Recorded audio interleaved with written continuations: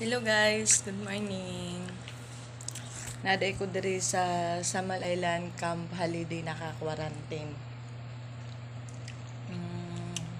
Niuli ko katong Biyernes. 3:40 akong flight tas naabot ko sa Davao Airport. 5:40.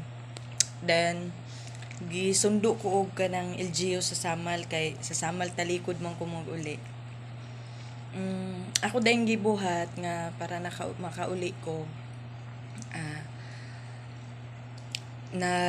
nag-install ko og kuan kanang QR code sa Davao City. Kailangan man na pag naa ka sa airport. Tapos contact tracing. Tapos travel pass, kailangan travel pass. Moadto ka sa inyong barangay kung asa ka dapit nagpuyo, mangayo kag certification, then moadto ka og health center. Pag abot sa health center, mangutana lang ka kung unsa pay buhaton kay moadto pa man ka sa police station kay dito man ka mokuha og travel pass ana. Then mao na to imong dalaon padulong kag airport. Dali raman guys. Dali lang makauli abi na kog lisod gani kaayo.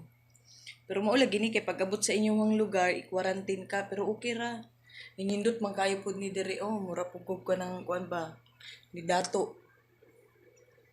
Lami kay tulugan tapos aircon.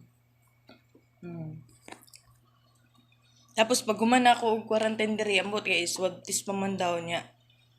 Sunduon na po kong LGO sa amua, tas dito na ko sa amua amo to, home quarantine pa ba ko, wala ko kabalo kung home quarantine pa ko. Pero basta mauna inyong buhaton, magkuha mog travel pass o health certification. Kay mauna pangitaon sa Airport Manila. Bye bye guys!